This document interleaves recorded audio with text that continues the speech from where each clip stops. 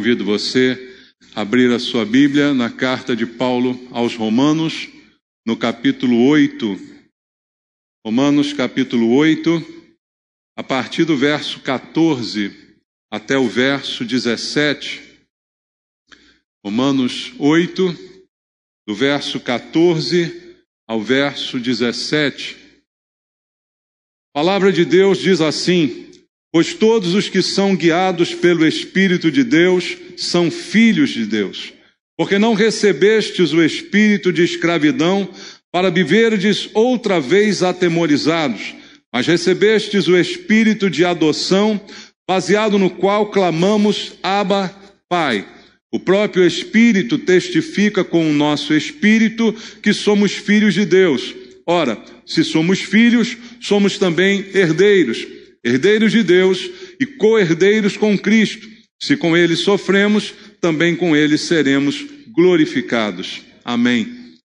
Pai, muito obrigado pela palavra que o Senhor nos deixou, inspirada pelo Espírito Santo para os nossos corações, para o nosso crescimento, para alimento espiritual, que é aquilo que precisamos, porque não é só de pão que vivemos, mas da Tua palavra, que ela possa essa manhã nos alimentar espiritualmente e que todos aqui possam ouvir a Tua voz, que é aquilo que nós queremos nessa hora. Não estamos aqui para ouvir as doutrinas dos homens, muito menos as filosofias desse mundo, mas a Tua palavra, a verdade que liberta, que ela seja ouvida nesse lugar e que todo impedimento caia por terra. Para isso também, ó Deus, coloco a minha vida mais uma vez em Tuas mãos, pedindo Tua graça, pedindo a misericórdia sobre mim e também a unção do Espírito Santo, para que debaixo deste poder a Tua palavra seja ministrada, quebre as barreiras e chegue aos nossos corações. Oramos por isso, em nome de Jesus. Amém. Podem sentar, irmãos.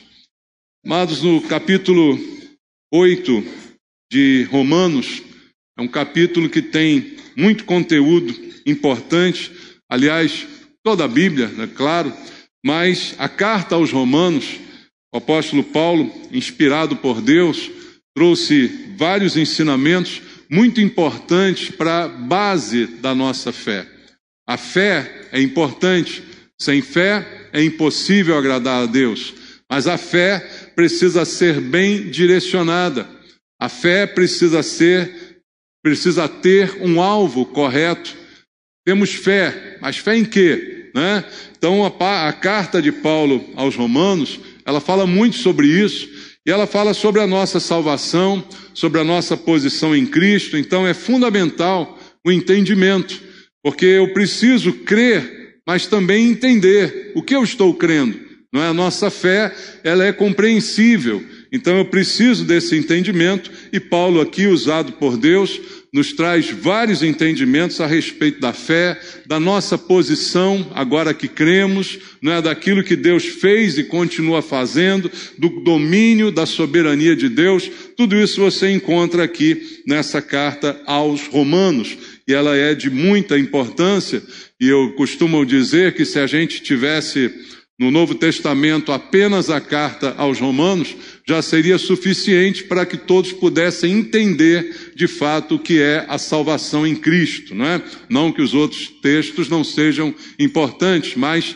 tamanha é a riqueza desse texto que a gente tem o conteúdo completo aqui do Evangelho, do entendimento para a salvação. Então é muito importante o que ele está dizendo. E nos versículos que nós lemos aqui no início dessa mensagem, ele nos fala a respeito de um tema também muito importante, que é a nossa filiação. Eu tenho pregado aqui nos últimos domingos palavras que vêm de encontro a esse entendimento, né? Se sou filho de Deus, o que isso muda na minha vida? Quem pode ser chamado de filho de Deus? É outra coisa que a Bíblia também nos ensina, não é? E o que advém desse fato? A minha responsabilidade, mas também os privilégios que nós temos como filhos de Deus. E Paulo está aqui afirmando mais uma vez esta nossa filiação. Só que agora ele vai um pouco além e ele afirma que se somos filhos, como consequência, somos também herdeiros. Todo filho é herdeiro do seu pai, não é? Todo filho é herdeiro da família. Então ele coloca aqui para nós nesse texto que se a gente de fato é filho, isso também nos torna herdeiros. E aí ele acrescenta outro fato ainda mais relevante. Ele diz que somos co-herdeiros com Cristo, porque Cristo também é chamado unigênito Filho de Deus. E nós, por adoção, entramos nessa família, na família de Deus, e agora somos co-herdeiros também. Então veja como ele nos coloca diante de uma posição que precisa ser compreendida por cada um de nós, porque não é só crer e frequentar uma igreja, mas é saber em quem eu tenho crido. Como Paulo mesmo dizia, eu sei em quem eu tenho crido, é saber o que isso significa para a minha vida, o que muda o fato de eu crer em Deus, o que agora quer dizer o fato de eu ser então filho de Deus, como eu devo me comportar, não é? O filho, ele tem características do pai, tudo isso está inserido nesse texto. Então, ele coloca aqui como tema que nós somos filhos e, portanto, também somos herdeiros. Qual é o motivo desta herança? Veja o próprio versículo 17, ele explica, ora, se somos filhos, somos também herdeiros. Essa é uma conclusão lógica. Ele faz aqui uma afirmação que é bastante lógica. Se somos filhos, somos herdeiros. Agora, se eu não sou filho, eu não tenho direito à herança, concorda? Só tem direito à herança quem é filho. Então ele simplesmente faz essa afirmação. Se de fato nós somos filhos, nós somos também herdeiros. E por que nós somos filhos? Só para recapitular. João capítulo 1. Vamos ler aquele texto que atesta esta filiação. Versículo 12. Presta atenção. Mas a todos quantos o receberam, falando de Jesus, ou seja, todo mundo que recebeu Jesus como seu Senhor, como seu Salvador, deu-lhes o poder de serem feitos filhos de Deus.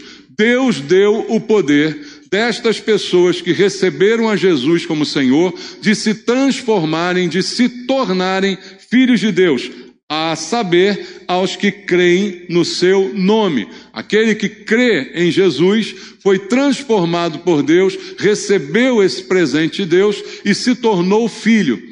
Então antes era o quê? Antes de ser filho, o que eu era? Uma criatura. Eu fui criado, todo mundo foi criado por Deus, todas as coisas, todas as pessoas, todos os animais são criaturas de Deus. Mas a filiação, ela é adquirida. Não sou filho natural, mas fui criado por Deus. Mas ao crer em Cristo, ao recebê-lo como meu Senhor e como meu Salvador, Deus me deu o poder de me tornar seu filho.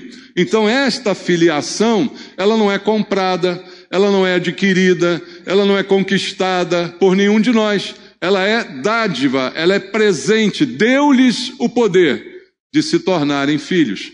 Então eu me torno filho por um presente de Deus, porque a única coisa que fiz foi crer no seu nome, crer no nome de Jesus e naquilo que ele é capaz de fazer por aquele que crê. Então João 1,12 deixa bem claro a diferença entre criatura e a diferença entre filho. E agora também quando olhamos para Romanos 8, versículo 14, quando começamos aqui a ler essa manhã, diz assim, pois todos os que são guiados pelo Espírito de Deus são filhos de Deus. Paulo coloca uma característica para aquele que se tornou filho. Aquele que se tornou filho porque creu, ele agora tem uma característica, ele tem o Espírito Santo. Porque quando nós cremos, por que nós cremos? Porque foi convincente o pregador? Não. É porque o Espírito Santo, a Bíblia diz, nos convence do pecado, da justiça e do juízo. O Espírito Santo tocou em você, te convenceu da verdade, te fez crer, te fez receber Jesus como teu Senhor, crer no seu nome, e aí a partir desse momento você se torna filho de Deus. Como foi tudo isso feito pelo Espírito Santo, o apóstolo Paulo diz então, nesse versículo 14, que todos que são guiados pelo Espírito de Deus são filhos de Deus. Porque você se torna, porque o Espírito Santo te guiou, o Espírito Santo te levou a crer, o Espírito Santo te levou a render-se a Cristo, a recebê-lo como Senhor, e aí então você é filho de Deus. Então, característica de um filho de Deus, ele é guiado pelo Espírito Santo. Característica de uma criatura, ela é guiada pela sua própria vontade. Ela é guiada pelo seu próprio pensamento, pelo seu próprio entendimento, pela sua própria maneira de ver as coisas, pela sua filosofia, pela ideologia que ela adota. A criatura se guia por estas coisas, mas o filho é guiado por quem? Pelo Espírito de Deus. Então é isso que nos torna filhos, não de descendência natural. Não fomos filhos naturais. Não fomos filhos naturais, mas fomos filhos adotados por Deus. Quem é o unigênito de Deus? Jesus. Unigênito é o único é Jesus. Este sim é o único filho. Mas agora eu sou filho por causa dele, então eu fui adotado. Adotado em amor.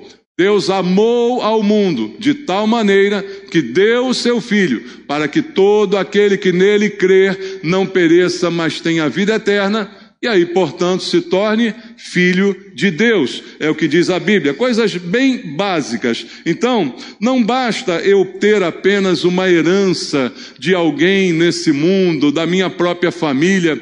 Isso não conta mais. O que eu preciso agora é me tornar filho de Deus, crendo nele e o recebendo como Senhor. Veja o que Paulo diz em Romanos capítulo 9 agora. Romanos capítulo 9, 2 versículos, o 7 e o 13. Ele diz assim: nem por serem descendentes de Abraão são todos seus filhos, mas em Isaque será chamada a tua descendência. Versículo 13, como está escrito: amei a Jacó, porém me aborreci de Esaú. O que Paulo está falando aqui nestes versículos a respeito das promessas de Deus, não é o fato de eu ser filho de Abraão, não é o fato de eu ser filho de crente, não é o fato de que minha família toda é de crente, que eu necessariamente serei crente. Amém, irmãos?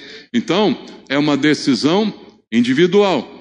É algo que é individual na vida de cada pessoa. Então, não é de uma filiação natural que nós estamos falando, que é herdada por nascimento.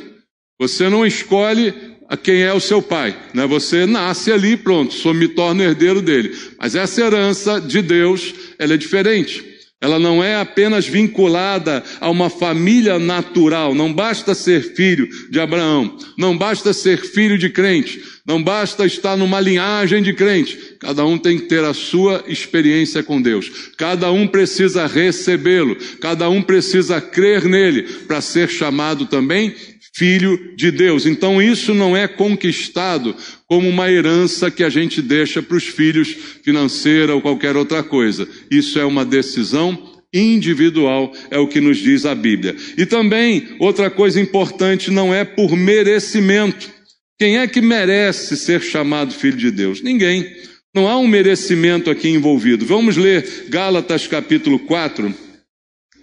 A carta de Paulo aos Gálatas, no capítulo 4, no versículo 28 até o versículo 31, está escrito: vós, porém, irmãos, sois filhos da promessa, como Isaque. Como, porém, outrora, o que nascera segundo a carne perseguia ao que nasceu segundo o Espírito, assim também agora. Contudo, que diz a Escritura? Lança fora a escrava e seu filho, porque de modo algum o filho da escrava será herdeiro com o filho da livre. E assim, irmãos, somos filhos, não da escrava, e sim da livre. Paulo enfatiza a nossa herança, que é relativa a um pertencimento a Deus, a uma entrega para Deus que é voluntária e que não é de forma nenhuma merecida, não é por mérito, não basta ser servo, precisa ser filho. Hoje a gente pode até dizer: eu sou servo de Deus. Servo significa escravo. Essa escravidão não tem nenhum sentido se eu não for filho. Se eu não for filho, não adianta ser servo. Aliás, não pode ser servo aquele que primeiro não é filho. Então nós precisamos primeiro desta filiação, para depois tentar fazer qualquer coisa para Deus. Como dissemos em pregações passadas, misericórdia quero e não sacrifício. É o que precisa ser entendido segundo a palavra de Deus. Deus não está procurando escravos, mas está procurando filhos. Filhos que possam depois servi-lo. Então não se conquista a filiação por merecimento. É um conceito básico da Bíblia que diz que a salvação é pela fé, não é por obras, para que ninguém se glorie. Aí voltamos ao texto em Romanos, no capítulo 8, no versículo 15, que nós lemos aqui no início. Paulo vai dizer isso. Porque não recebestes o espírito de escravidão, para viverdes outra vez atemorizados, mas recebestes o espírito de quê? Adoção, baseados no qual clamamos Abba, Pai. Abba é uma palavra que significa pai, então seria pai, pai ou papai, como nós estamos acostumados. Então isso quer dizer intimidade, filiação, carinho, né, pertencimento. E ele fala, você não recebeu o espírito de escravidão. Então, irmãos, entenda o seguinte, nós podemos até ser servos de Deus, mas o espírito que está sobre nós não é o de escravidão, é o da liberdade. O espírito que está sobre nós é o da filiação, da adoção. Você foi adotado por Deus e é por isso que você tem o privilégio de chamá-lo papai. É por isso que você tem o privilégio de servir ao Senhor, de trabalhar para Deus, de fazer qualquer coisa para Ele. Porque se você não fosse filho, você não poderia servi-lo. Não é possível servir sem ser filho, embora muita gente tente fazer isso, tentando comprar de alguma maneira a sua filiação com o trabalho que faz para Deus ou para a igreja. Primeiro você tem que ser filho, para depois você poder servir a Deus. Primeiro você tem que ser filho, porque Deus não te deu espírito de escravidão. Servidão sem filiação é apenas escravidão. É apenas ser escravo.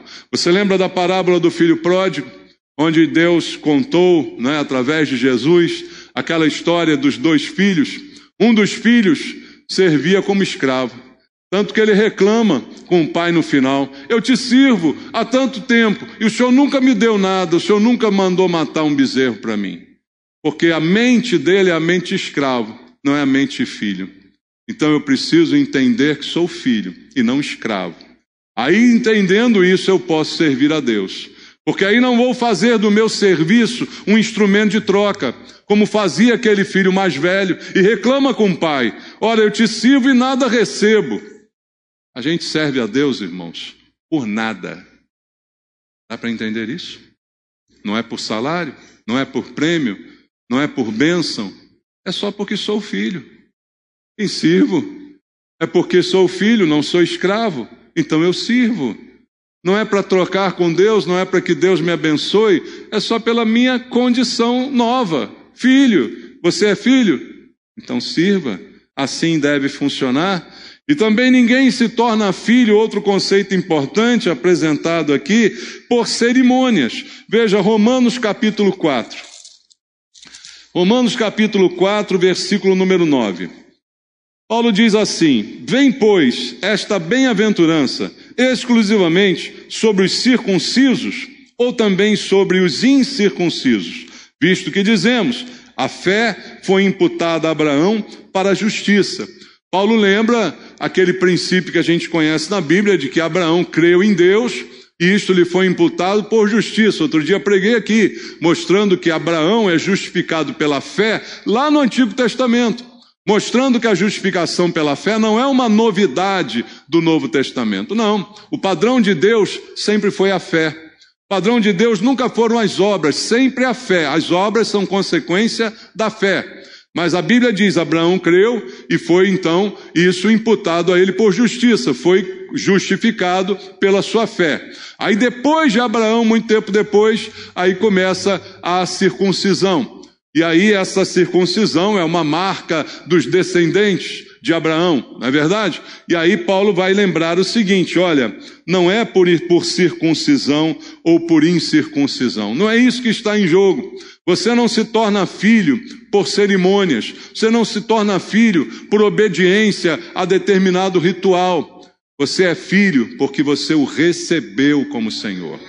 É isso que muda. Então, batizar é importante? É muito importante. Agora você pode batizar, deixar de batizar, pode entrar na água, sair. Tem gente que batiza em 10 igrejas, né, irmão?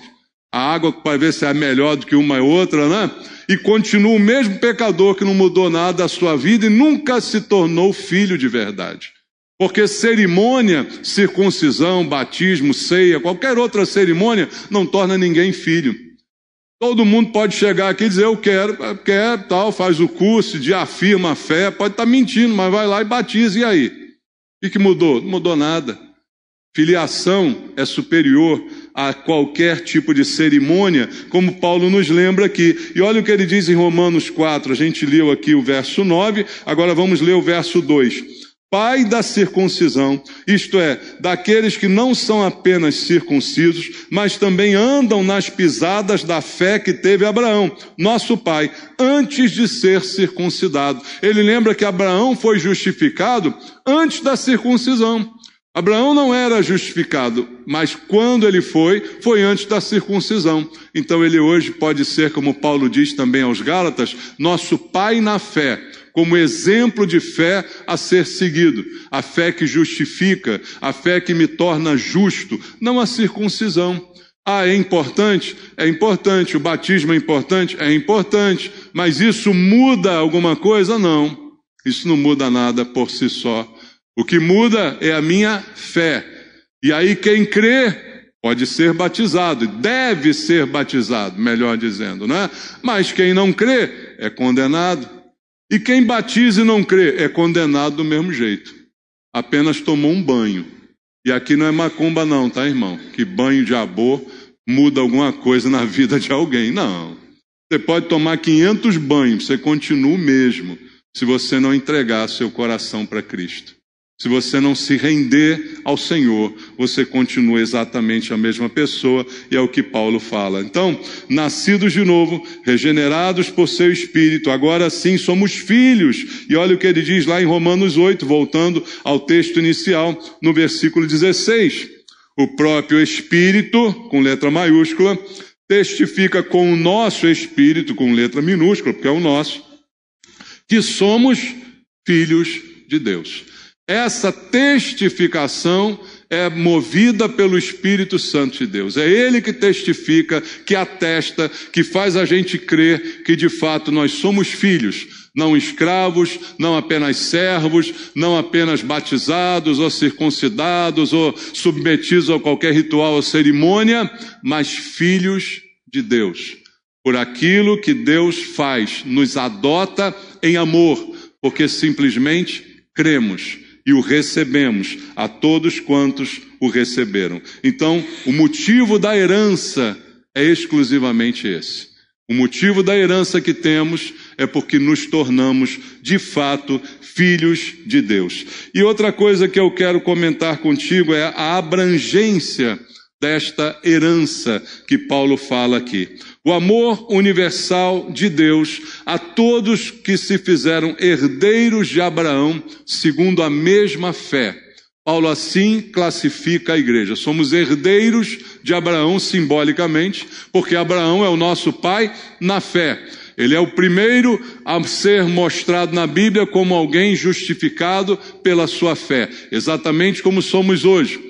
Não nos tornamos justos porque praticamos obras de justiça. Nos tornamos justos porque cremos em Deus. E isso também nos foi imputado como justiça. Então, esta herança é universal a todos aqueles que, herdeiros de Abraão, segundo a mesma fé, vão receber esta promessa. Então, todos, desde o início da igreja, são abençoados pela mesma promessa feita lá atrás a Abraão. Vamos abrir a Bíblia aqui em Hebreus. Quando Paulo fala aos Hebreus, ele vai detalhar esta verdade para que os judeus possam entender, possam compreender. Porque o judeu se achava filho de Abraão e isso bastava. E aí meu próprio Senhor Jesus disse que Deus pode fazer até de pedras se tornar filho de Abraão. Então não é essa filiação que importa. Não é a filiação de Abraão, mas é a filiação de Deus. Eu posso ser filho de qualquer um, se eu não for filho de Deus não adianta. Você já viu como as pessoas fazem, né? Querendo negociar. Você vai separado pela polícia, você sabe quem é meu pai? Já fizeram isso? Né? Tem as costas quentes, né? Tem um pistolão. Quem é teu pai não importa, não significa nada. Nenhum pai no mundo significa nada se você não for filho de Deus, né? Eu gosto da resposta quando a pessoa sabe quem é meu pai? Aí o cara pergunta, por quê? Tua mãe não te contou? Pode ser, né? Talvez seja essa a justificativa, né? Porque o pai que importa mesmo é o Pai do céu. É esse que importa. É aquele que de fato muda a nossa vida. Então, essa é a filiação mais importante. E Paulo vai falar isso aos Hebreus no capítulo 6, a partir do versículo 13. Palavra riquíssima também.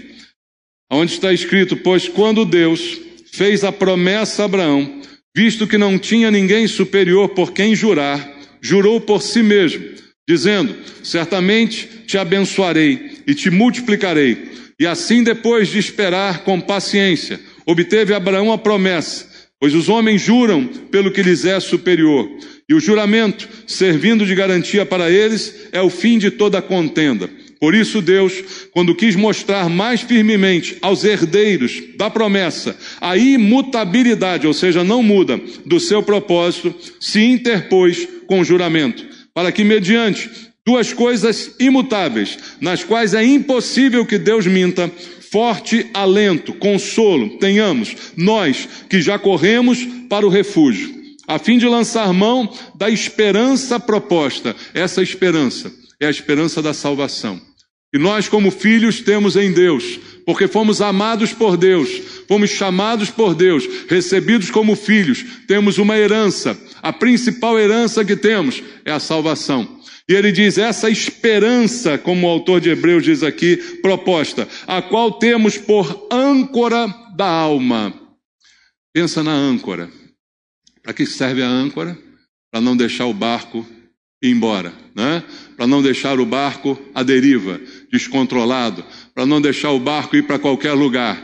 Paulo diz que o autor de Hebreus, alguns dizem que é Paulo, mas eu não tenho certeza, não posso afirmar, mas alguns dizem, né, que é Paulo, mas o autor de Hebreus afirma, âncora da alma. A alma precisa de uma âncora. Você não é uma alma penada, tá bom? A alma penada vive vagando por aí, sem destino, sem rumo, sem controle. Você tem uma âncora na alma. Nós temos uma âncora na alma. E quando o barco está ancorado, pode vir o vento que for, ele não sai do lugar. Pode vir a onda que for, ele continua lá, porque está ancorado. Assim a alma do cristão está ancorada nessa esperança viva que nós temos em Deus, que é a herança que Ele nos deixou como filhos, a esperança da salvação. Aqui não sai, daqui ninguém me tira, estou ancorado nessa promessa, estou ancorado nessa herança, estou firme nessa herança, porque tem uma âncora para a minha alma, que é essa esperança segura e firme, que penetra além do véu, onde Jesus, como precursor, entrou por nós, tendo se tornado sumo sacerdote para sempre, segundo a ordem de Melquisedeque. Tudo que está aqui falando o autor de Hebreus é a respeito da salvação, que é a grande herança que temos, mas que está disponível a qualquer um que quiser se tornar filho também. Basta crer, basta render-se, basta entregar-se, basta ser recebido. Como recebo o Senhor, Ele me recebe. A todos quantos o receberam, eu o recebo, mas é Ele que me recebe. E aí Ele me transforma num filho. Herança grande o bastante para todos os herdeiros. É uma herança que ninguém precisa brigar por ela. Você já viu o problema da herança nos homens aí? É quando morre o cara que deixa alguma herança, aí você conhece os irmãos. Não é assim que falam, né? Quando vem a herança que você conhece os irmãos, porque sai todo mundo brigando, se engalfinhando, né? Um querendo processar o outro. Assim é no mundo, porque é pouco dinheiro, então tem que brigar por ele. A herança de Deus tem para todo mundo, irmãos. Não tem medida. Não está contada. Deus tem lugar para todo aquele que quiser. Então a herança está disponível, é abundante e está para atender a todo que quiser, e eu não preciso brigar pela preferência de Deus, nada disso precisa acontecer no nosso meio. E qual é a herança?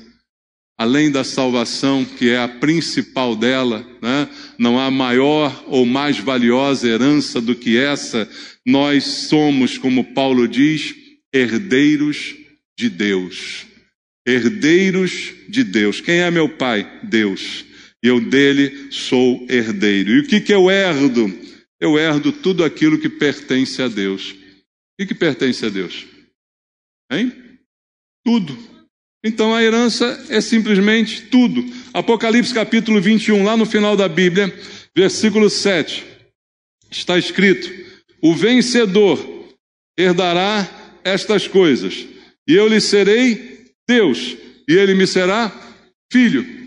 Filho de Deus, herda tudo. 1 Coríntios 3, 21, vamos ler. Primeira carta de Paulo aos Coríntios, capítulo 3, verso 21. Portanto, ninguém se glorie nos homens, porque tudo é vosso. Tudo, Paulo diz, tudo é nosso, tudo. Porque somos herdeiros daquele que é dono de tudo. Não preciso brigar por nada, porque tudo já me pertence. Está entendendo? É a paz. Não preciso conquistar, porque tudo já é meu. Porque Deus é o dono de tudo e eu sou herdeiro de Deus. Veja como essa perspectiva muda a nossa vida. Herdeiro, sim, da salvação. Veja Hebreus, mais uma vez, capítulo 1, da carta aos Hebreus, capítulo 1, versículo 14. Hebreus, capítulo 1, verso 14 diz: não são todos eles espíritos ministradores enviados para serviço a favor dos que hão de herdar a salvação? Claro, herança é a salvação. Também faz parte dessa herança. Veja mais, Tito agora, carta de Paulo a Tito, capítulo 3, versículo 7, pouquinho antes aí de Hebreus, Tito 3, 7 diz: a fim de que, justificados por graça, nos tornemos seus herdeiros, segundo a esperança da vida eterna. Herdeiros da vida eterna. Hebreus capítulo 11, versículo 7. Vamos voltar à carta aos Hebreus, capítulo 11, versículo número 7. Diz aqui: pela fé, Noé, divinamente instruído acerca de acontecimentos que ainda não se viam, e sendo temente a Deus, aparelhou uma arca para a salvação de sua casa, pela qual condenou o mundo e se tornou herdeiro da justiça que vem da fé. Ninguém é justo, justiça vem da fé. Justificados pela fé, porque cremos, herdamos a justiça que vem da fé. Tudo isso é parte da justiça, é parte daquilo que recebemos por herança de Deus. Agora Tiago, capítulo 2, versículo 5. Mais um versículo que nos fala desta herança. Tiago, capítulo 2, verso 5 diz assim: ouvi, meus amados irmãos, não escolheu Deus os que para o mundo são pobres, para serem ricos em fé e herdeiros do reino que ele prometeu aos que o amam. Herdeiros do reino, o reino de Deus. Nós somos herdeiros dele, irmãos. Tudo isso pertence aos filhos de Deus. Isto não será dado às criaturas, mas aos filhos. É herança, tem essa abrangência, tem essa totalidade. Tudo isso está incluído nesta herança. Agora há a condição da herança. Já foi falado, mas que eu enfatizo mais uma vez com você. Volta lá ao texto inicial, em Romanos, capítulo 8, no versículo 17, que nós lemos aqui no início da mensagem. Ora, se somos filhos, somos também herdeiros, herdeiros de Deus e co-herdeiros com Cristo. Se com Ele sofremos, também com Ele seremos glorificados. Co-herdeiros com Cristo, mediante Cristo, em Cristo. Tudo que Paulo fala está resumido neste fato. Nada disso é verdade sem Cristo. Não há herança, não há filiação, não há esperança, não há vida eterna, não há futuro, não há nada sem Cristo. Tudo é por causa de Cristo, como ele coloca aqui. Ele é a garantia desta herança, pois o título de posse está nas mãos do Senhor. Ele conquistou, diz a Bíblia, a vida eterna. Ele veio para destruir as obras do diabo. Ele veio para despojar principados e potestades, que antes nos mantinham escravizados, porque todos aqueles que receberam a Cristo antes disso eram escravos do pecado. Agora somos livres. Se, pois, o Filho te libertar, verdadeiramente você será livre. Isso é o trabalho que fez Jesus. Então isso é o suficiente e é a condição para que eu seja herdeiro e tenha direito a esta herança. E isso deve então me ligar mais fortemente a Ele, porque eu sei que sem Ele nada sou e separado dele nada tenho direito. Deu para entender isso? Tudo isso é maravilhoso, mas isso só é possível por causa dele. Então, longe dele, nada disso. Mas com ele, tudo isso. Nunca esqueça isso, meu irmão. Nunca esqueça, porque longe dele, lembra que eu falei outro dia aqui num domingo? Longe dele, quem é que pode comer, beber ou se divertir? Longe dele, o que tem sentido. Longe dele, onde está a bênção. Longe dele, onde está a paz, onde está a tranquilidade, onde está a segurança. Tudo isso está em Cristo. Separado dele, não tem nada disso. Então toda essa maravilha que nós vemos na Bíblia, ela só é realidade quando eu estou com Cristo. Um cadáver não pode herdar bem algum. Uma alma morta não pode herdar o reino de Deus. Então, para que eu seja herdeiro, eu preciso estar vivo. O morto herda alguma coisa, irmão? O morto não herda nada, não é? Mas só está vivo quem está com Cristo. Ele disse, eu vim para que tenham vida e a tenham em abundância. Então, sem Ele, não há vida. E aí, se não tem vida, como é que eu posso herdar alguma coisa? Herança é um presente, é um prêmio, não é um salário, não é lucro, é apenas um presente, não é uma recompensa por esforço. Você recebe uma herança mesmo sem fazer nada, só pelo fato de ser filho. Guarda isso no teu coração, busca isso agora. Se você ainda não entregou a sua vida para Jesus, se você ainda não o recebeu como Senhor, você é só uma criatura. Deus te dá hoje a oportunidade de você se render a Cristo e de você se tornar filho de Deus. Eu não sei a situação de cada um aqui, mas se você ainda não fez isso, você ainda não é filho. Se você ainda não abriu seu coração para Deus, ainda não se rendeu a Ele, ainda não se submeteu à verdade de Deus, você ainda não tem direito a essa herança. Mas Deus é tão bom que te ama e quer que você também o chame de papai. Mas para isso, você primeiro tem que se render a Cristo. E eu quero orar nesse momento. Pai, pelo Espírito Santo, que ministrou a Tua palavra, que inspirou o apóstolo Paulo, e convence o homem do pecado, da justiça e do juízo. A Tua semente foi lançada, que ela cai em boa terra. Há alguém aqui entre nós que quer render a sua vida a Cristo agora, quer se entregar para Jesus nesse momento, num ato de fé e compromisso. Há alguém? Levante a mão para que eu possa orar junto com você. Tem alguém querendo entregar a sua vida para Cristo agora? Não? Amém. Deus sabe todas as coisas. Pai, muito obrigado por tudo que ouvimos, pela palavra da fé que foi pregada, pelo entendimento que vem dela, para que nós sejamos cada dia mais fortalecidos com a Tua verdade, para que não haja em nós espírito de escravidão, mas sim de filhos. Servimos não porque somos escravos, mas porque somos filhos. Temos o privilégio de servir ao Pai. Por isso, Pai, abençoa o Teu povo aqui, abençoa Teus filhos mais uma vez essa manhã, nos dando conhecimento da Tua verdade. Oramos por isso, em nome de Jesus. Amém.